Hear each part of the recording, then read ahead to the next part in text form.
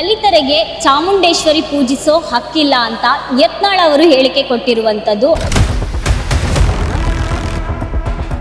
ಹೇಳಿಕೆ ಕೊಡಲಿಕ್ಕೆ ಮೊದಲು ಅವರು ಯಾರು? ಯತ್ನಾಳ್ ಯಾರು? ಪಂಥಗಳ ನಡುವೆ ವಿಷ ಬೀಜ ಬಿತ್ತೋದಿಕ್ಕೆ ಅವರು ಯಾರು? ಯತ್ನಾಳಿಗೆ ಈ ಹೇಳೋ ಅಧಿಕಾರ ಕೊಟ್ಟವರು ಯಾರು?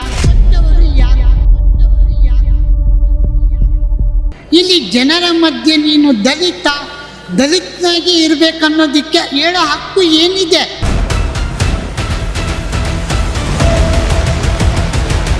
ನೀರು ಏನನ್ನ ಭೇದ ಭಾವ ಮಾಡುತ್ತಾ? ಬೀಸೋ ಗಾಳಿ ಏನನ್ನ ಭೇದ ಭಾವ ಮಾಡುತ್ತಾ? ಬೆಳಕು ಕೊಡ್ತಕ್ಕಂಥ ಸೂರ್ಯ ಏನನ್ನ ಭೇದ ಭಾವ ಮಾಡುತ್ತಾ? ಈ ಭೂದೇವಿ ಏನನ್ನ ಭೇದ ಭಾವ ಮಾಡಿದಳ? ಮನುಷ್ಯನ ನಡುವೆ ಕಿಚ್ಚನ್ನು ಹತ್ತಿಸೋದಿಕ್ಕೆ ಯತ್ನಾಳ್ ಯಾರು? ಈ ರೀತಿಯ ಪುಡಾರಿಗಳು, ಈ ಯತ್ನಾಳ್ ಅಂತ ಪುಡಾರಿಗಳು ಈ ಬೇಜವಾಬ್ದಾರಿ ಹೇಳಿಕೆ ಕೊಟ್ಟಾಗ ಇನ್ನು ಅವರ ಮನಸ್ಸಿಗೆ ನೋವಾಗುತ್ತೆ, ದುಃಖ ಆಗುತ್ತೆ.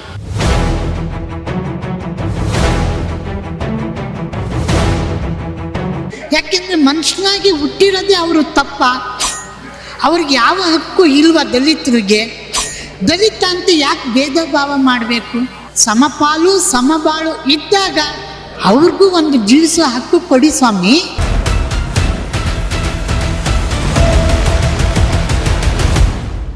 ನೋಡಮ್ಮ, ಈ ದೇಶದ ಮಣ್ಣಲ್ಲಿ ಜನಿಸಿದಂಥ ಪ್ರತಿಯೊಬ್ಬ ಮನುಷ್ಯನಿಗೂ ದೇವಿಯನ್ನು ಆರಾಧಿಸೋ ಹಕ್ಕು ಇದ್ದೇ ಇದೆ. ಇದು ಅವ್ರಿಗೆ ಹಕ್ಕಿದೆ ಅನ್ನೋದಕ್ಕೆ ನಾವ್ಯಾರು? ಈ ಭಾರತದಲ್ಲಿ, ಅದರಲ್ಲೂ ವಿಶೇಷವಾಗಿ ಕನ್ನಡ ನಾಡಿನ ಮಣ್ಣಿನಲ್ಲಿ ಜನಿಸಿದಂಥ ಸುಪುತ್ರರಿಗೆ, ಕನ್ನಡ ಮಾತೆಯ ಮಕ್ಕಳಿಗೆ ಸಂಪೂರ್ಣವಾದ ಹಕ್ಕು ಇದ್ದೇ ಇದೆ. ಇದನ್ನು ಕಸಿದುಕೊಳ್ಳೋದಕ್ಕೆ ಅವರು ಯಾರು? ಹೇಳಿಕೆ ಕೊಡಲಿಕ್ಕೆ ಮೊದಲು ಅವರು ಯಾರು? ಯತ್ನಾಳ್ ಯಾರು? ಇದು ನಮಗೆ ಬೇಕಾಗಿರೋದು. ದಲಿತ ಇಲ್ಲಿ ಜಾತಿ ಭೇದ, ಧರ್ಮ, ಪಂಥಗಳ ನಡುವೆ ವಿಷ ಬೀಜ ಬಿತ್ತೋದಿಕ್ಕೆ ಅವರು ಯಾರು? ಒಬ್ಬ ಪ್ರಬುದ್ಧ ರಾಜಕಾರಣಿಯಾಗಿ ಹೇಳೋ ಮಾತಲ್ಲ ಯತ್ನಾಳು. ಯತ್ನಾಳಿಗೆ ಈ ಹೇಳೋ ಅಧಿಕಾರ ಕೊಟ್ಟವರು ಯಾರು? ರಾಜಕೀಯವಾಗಿ ನೀವು ಏನೇ ಮಾತಾಡ್ಕೊಳ್ಳಿ, ಇಲ್ಲಿ ಜನರ ಮಧ್ಯೆ ನೀನು ದಲಿತನಾಗಿ ಇರಬೇಕನ್ನೋದಕ್ಕೆ ಹೇಳೋ ಹಕ್ಕು ಏನಿದೆ? ಈ ಭೂಮಿಲಿ ಹುಟ್ಟಿದ ಮೇಲೆ ಪ್ರತಿಯೊಬ್ಬರಿಗೂ ಕುಡಿಯೋ ಹಕ್ಕಿದೆ. ನೀರು ಏನನ್ನ ಭೇದ ಭಾವ ಮಾಡುತ್ತಾ? ಬೀಸೋ ಗಾಳಿ ಏನನ್ನ ಭೇದ ಭಾವ ಮಾಡುತ್ತಾ? ಬೆಳಕು ಕೊಡ್ತಕ್ಕಂಥ ಸೂರ್ಯ ಏನನ್ನ ಭೇದ ಭಾವ ಮಾಡುತ್ತಾ? ಈ ಭೂದೇವಿ ಏನನ್ನ ಭೇದ ಭಾವ ಮಾಡಿದಳ? ಮನುಷ್ಯನ ನಡುವೆ ಕಿಚ್ಚನ್ನು ಹತ್ತಿಸೋದಿಕ್ಕೆ ಯತ್ನಾಳ್ ಯಾರು? ಯತ್ನಾಳು ನೀನು ರಾಜಕೀಯ ಬೇಳೆ ಬೇಯಿಸ್ಕೊಳ್ಳೋದಿಕ್ಕೆ ಮತ್ತು ನಿನ್ನ ಪ್ರಭಾವವನ್ನು ಹೆಚ್ಚಿಸಿಕೊಳ್ಳೋದಿಕ್ಕೆ ಈ ರೀತಿಯ ಕುತಂತ್ರ ಮಾಡೋದು ಮೊದಲು ನಿಲ್ಲಿಸಬೇಕು. ನೀನು ನಿಜವಾದ ರಾಜಕಾರಣಿ ಆದರೆ ತಾಯಿಯಲ್ಲಿ ನೀನು ಮಾತಾಡ್ಕೋ. ಜನರ ಮಧ್ಯೆ ವಿಷ ಬೀಜ ಇಲ್ಲಿ ಬಿತ್ತಲಿಕ್ಕೆ ಹೋಗಬಾರ್ದು. ಯಾಕೆಂದರೆ ಈ ಕನ್ನಡ ತಾಯಿ ಆಗಿರ್ತಕ್ಕಂಥವಳು ಚಾಮುಂಡೇಶ್ವರಿ. ಇದು ನವರಾತ್ರಿಯ ನವದುರ್ಗಿಯರು, ನವಗುಣಗಳನ್ನು ನಾವು ಮೈಗೂಡಿಸ್ಕೊಳ್ಬೇಕು. ತಾಯಿಯಲ್ಲಿ ಭಕ್ತಿಯನ್ನು ತೋರಬೇಕು, ಶಕ್ತಿಯನ್ನು, ನಮ್ಮ ಅಜ್ಞಾನ ಅಂಧಕಾರವನ್ನು ನಾವು ತೊಡೆದಾಕೋದೆ ಈ ನವರಾತ್ರಿಯ ಉದ್ದೇಶ. ಸದ್ಭಕ್ತಿ, ಸದ್ಗುಣಗಳು, ಸಂಪನ್ನರಾಗಿ ಇಡೀ ಕನ್ನಡ ನಾಡಿನಲ್ಲಿ ಜಾಗೃತಿ ಮೂಡಿಸಿ ಕನ್ನಡ ನಾಡಿನ ಮಕ್ಕಳಾಗಿ ನಾವೆಲ್ಲರೂ ಚಾಮುಂಡೇಶ್ವರಿಯ ಕೃಪೆಗೆ ಪಾತ್ರರಾಗಬೇಕೇ ವಿನಃ ಈ ರೀತಿಯ ಮತ್ಸರ ಮತ್ತು ಕುತಂತ್ರಗಳ ಇದು ನಿಲ್ಲಿಸಬೇಕು. ಮೊದಲು ಅಂಬೇಡ್ಕರ್ ಸರ್ ಅವರು ಎಲ್ರಿಗೂ ಸಮಾನತೆಯನ್ನು ಹೌದು. ಯಾಕೆಂದರೆ ಅಂಬೇಡ್ಕರ್ ಅವರ ಚಿಂತನೆಗಳನ್ನು ನಾವು ನೋಡಿದಾಗ ಅವರ ಆದರ್ಶ ಮತ್ತು ಅವರ ಈ ತುಳಿತಕ್ಕೆ ಒಳಗಾದ ಜನರಿಗೆ ಸಂಪೂರ್ಣ ಹಕ್ಕು ಕೊಡಿಸ್ಲಿಕ್ಕೆ ಹೋರಾಡಿದಂಥ ಮಹಾಪುರುಷ ಮತ್ತು ಇಂದು ನಮ್ಮ ಭಾರತದಲ್ಲಿ ಪ್ರಜಾಪ್ರಭುತ್ವ ನೆಲೆಸಿದೆ ಮತ್ತು ಪ್ರಜಾಪ್ರಭುತ್ವ ಇದೆ ಅನ್ನೋದಕ್ಕೆ ಅಂಬೇಡ್ಕರೇ ಮೂಲ ಕಾರಣ. ಯಾಕೆಂದರೆ ಇಂದು ನಮ್ಮ ದೇಶದ ಸಂಸತ್ತು ನಡೀತಕ್ಕಂಥದ್ದು ಮತ್ತು ಕಾನೂನುಗಳು ನಡೀತಕ್ಕಂಥದ್ದು ಸಂವಿಧಾನದ ಶಿಲ್ಪಿ ಅಂತಲೇ ನಾವು ಅಂಬೇಡ್ಕರ್ ಅವರನ್ನು ಕರೀತಕ್ಕಂಥದ್ದು.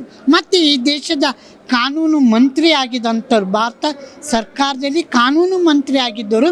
ಮತ್ತು ಸಂವಿಧಾನ ಸ್ವತಂತ್ರ ಬಂದ ನಂತರ ಸಂವಿಧಾನದ ಒಂದು ಚೌಕಟ್ಟನ್ನು ಮತ್ತು ಅವರು ಕಾನೂನಿನ ಮಹಾಪಂಡಿತರು, ಹೊರದೇಶದಲ್ಲಿ ಓದಿರ್ತಕ್ಕಂಥವ್ರು. ದಲಿತ ಜನಾಂಗ ಆಗಿದ್ದರೂ ಸಹ ದಲಿತರಿಗೆ ನ್ಯಾಯ ಇದೆ, ಹಕ್ಕಿದೆ ಮತ್ತು ಪ್ರತಿಯೊಬ್ಬ ಭಾರತೀಯರು ಈ ರೀತಿ ನಡಿಬೇಕಂತ ಒಂದು ಸಂವಿಧಾನವನ್ನು ರಚನೆಯ ಮುಖಂಡರಾಗಿ ಸಂವಿಧಾನದ ಶಿಲ್ಪಿಯಾಗಿ ಮತ್ತು ಈ ದೇಶದ ಕಾನೂನು ಮಂತ್ರಿ ಆಗಿದಂಥವರು ಅಂಬೇಡ್ಕರ್ ಅವರು. ಅವರ ವಿಚಾರಧಾರೆಗಳು ಇಂದಿಗೂ ಪ್ರಸ್ತುತ, ಅವರ ಹೇಳಿಕೆಗಳು ಇಂದಿಗೂ ಪ್ರಸ್ತುತ. ಅವರು ಇಲ್ಲದೇ ಇರ್ಬೋದು, ದೇಹ ಇಲ್ಲದೆ ಇರ್ಬೋದು, ಅವರು ಹೇಳಿರ್ತಕ್ಕಂಥ ಹೇಳಿಕೆಗಳು, ಅವರು ಕೊಟ್ಟಂಥ ಕಾಣಿಕೆಯನ್ನು ಪ್ರತಿಯೊಬ್ಬ ಭಾರತೀಯನು ಇಂದು ಸ್ಮರಿಸಬೇಕಾಗಿ ಬಂದಿದೆ. ಇಲ್ಲಿ ಏನಂದರೆ ಇಲ್ಲಿ ದಲಿತರು ಅನ್ನೋ ಪ್ರಶ್ನೆ ಇಲ್ಲ. ಯಾಕೆಂದರೆ ಆಗ ಕೆಲವರು ಅವರ ಒಂದು ಸ್ವಾರ್ಥಕ್ಕೋಸ್ಕರ ಪಾಪ ಅವ್ರನ್ನ ತುಳಿತಕ್ಕೆ ಒಳಪಟ್ಟಿಸಿದ್ರು. ಇಂದು ಏನಾಗ್ತಿದೆ, ಇಂದು ಬದಲಾವಣೆ ಆಗ್ತಿದೆ. ನಾವು ಬದಲಾಗಬೇಕು, ಅವ್ರನ್ನ ಹಪ್ಕೊಳ್ಬೇಕು. ಇಲ್ಲಿ ಜಾತಿ ಭೇದ, ಧರ್ಮ ಪಂಥಗಳನ್ನ ಭೇದ ಭಾವ ನಾವು ತರಬಾರ್ದು. ಎಲ್ಲರೂ ಒಂದೇ. ಈ ಭಾರತದಲ್ಲಿ ಹುಟ್ಟಿರ್ತಕ್ಕಂಥ ಪ್ರತಿಯೊಬ್ಬರಿಗೂ ಜೀವಿಸೋ ಹಕ್ಕಿದೆ, ಪ್ರತಿಯೊಂದು ಸೌಲಭ್ಯವನ್ನು ಪಡ್ಕೊಳ್ತಕ್ಕಂಥ ಹಕ್ಕಿದೆ. ಹಕ್ಕನ್ನು ನಾವು ಗೌರವಿಸಬೇಕು, ಅವರಿಗೆ ಕೊಡಬೇಕು. ಅವರನ್ನು ನಾವು ಅಸ್ಪೃಶ್ಯರಾಗಿ ಕಾಣಬಾರ್ದು. ಎಲ್ಲ ದೇವಸ್ಥಾನಗಳಲ್ಲಿಯೂ ಎಲ್ಲ ಮಂದಿರಗಳಲ್ಲಿಯೂ ಅವರಿಗೆ ನಾವು ಮುಕ್ತ ಸ್ವಾತಂತ್ರ್ಯವನ್ನು ಕೊಟ್ಟಾಗ ಅವರು ಭಾರತೀಯರಾಗ್ತಾರೆ, ಹಿಂದೂ ಸಂಸ್ಕೃತಿ ಹಿಂದೂಗಳಾಗ್ತಾರೆ. ಇಲ್ಲಾಂದರೆ ಅಂದು ಅಂಬೇಡ್ಕರ್ ಈ ತುಳಿತಕ್ಕೊಳಗಾದವ್ರನ್ನ ಇನ್ನೂ ತುಳಿತಾ ಇದ್ದಾಗ ಅವರು ಬೌದ್ಧ ಧರ್ಮವನ್ನು ಸ್ವೀಕರಿಸಿದ್ರು. ಬೌದ್ಧ ಧರ್ಮದಲ್ಲಿ ಈ ಮತಾಂತರ ಇದ್ದಿಲ್ಲ. ಆದ್ದರಿಂದ ನಾವು ಹೀಗೆ ಅವ್ರನ್ನ ನಾವು ದೂರದಿಂದ ಅಸ್ಪೃಶ್ಯರಾಗಿ ಕಾಣ್ತಾ ಇದ್ದರೆ ನಮ್ಮ ಹಿಂದೂ ಜನಾಂಗದಿಂದ ಅವರು ದಿನದಿಂದ ದಿನಕ್ಕೆ ದೂರ ಆಗ್ತಾ ಹೋಗ್ತಾರೆ. ಅವರು ಎಲ್ಲಿ ಹೋಗಬೇಕು?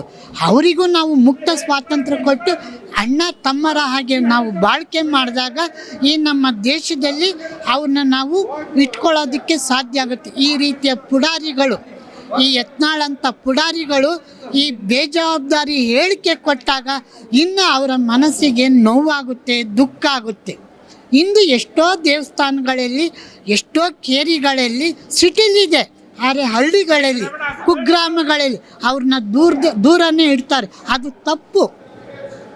ಯಾಕೆಂದರೆ ಮನುಷ್ಯನಾಗಿ ಹುಟ್ಟಿರೋದೇ ಅವರು ತಪ್ಪ. ಅವ್ರಿಗೆ ಯಾವ ಹಕ್ಕು ಇಲ್ವ ದಲಿತರಿಗೆ? ದಲಿತ ಅಂತ ಯಾಕೆ ಭೇದ ಭಾವ ಮಾಡಬೇಕು? ಸಮಾನತೆ, ಸಮಾಜವಾದ, ಸಮಪಾಲು ಸಮಬಾಳು ಇದ್ದಾಗ ಅವ್ರಿಗೂ ಒಂದು ಜೀವಿಸುವ ಹಕ್ಕು ಕೊಡಿ ಸ್ವಾಮಿ. ಈ ರೀತಿಯ ನೀವು ಇಂದು ತಂತ್ರಜ್ಞಾನ ಬೆಳೀತಿದೆ, ಆಧುನಿಕತೆ ಬೆಳೀತಿದೆ, ಇನ್ನೂ ಜಾತಿ ಅಂತ ಯಾಕೆ ಕಿತ್ತಾಡಬೇಕು? ಯಾವ ಜಾತಿನೂ ಇಲ್ಲ, ಎಲ್ಲರೂ ಒಂದೇ ಮನುಷ್ಯರು. ಕುವೆಂಪು ಒಂದು ಮಾತು ಹೇಳಿದ್ದಾರೆ, ಮೊದಲು ಮಾನವನಾಗು, ವಿಶ್ವ ಮಾನವನಾಗು. ಮಾನವನನ್ನು ನಾವು ಗೌರವಿಸ್ತಾ ಇದ್ದಾಗ, ಮನುಷ್ಯನನ್ನಾಗಿ ನೋಡದೇ ಇದ್ದಾಗ, ಮೃಗಗಳಿಗಿಂತ ಕೀಳಾಗಿ ನೋಡಿದಾಗ ಅವನು ಮನುಷ್ಯ ಅನ್ಸ್ಕೊಳ್ತಾನ? ಇದು ಮನುಷ್ಯ ಧರ್ಮನ? ಇಂದು ನವರಾತ್ರಿ ಸ್ಟಾರ್ಟ್ ಆಗ್ತಿದೆ, ವಿಜಯದಶಮಿ ಆರಂಭ ಆಗಿದೆ. ಅವರಿಗೂ ನಾವು ಮುಕ್ತ ಸ್ವಾತಂತ್ರ್ಯ ಕೊಡೋಣ. ಪ್ರೀತಿಯಿಂದ ಅವ್ರನ್ನ ನೋಡಿಕೊಂಡಾಗ ಅವರಿಗೂ ಹೌದು, ನಾವು ಮನುಷ್ಯರು, ನಾವು ಬದುಕಬೇಕು, ನಾವು ಬಾಳಬೇಕು, ಈ ನಾಡಿನಲ್ಲಿ ಹುಟ್ಟಬೇಕು ಅನ್ನೋ ಭಾವನೆ ಬಂದೇ ಬರುತ್ತೆ. ಇಲ್ಲಾಂದರೆ ಬರೋದಿಲ್ಲ ತಾಯಿ.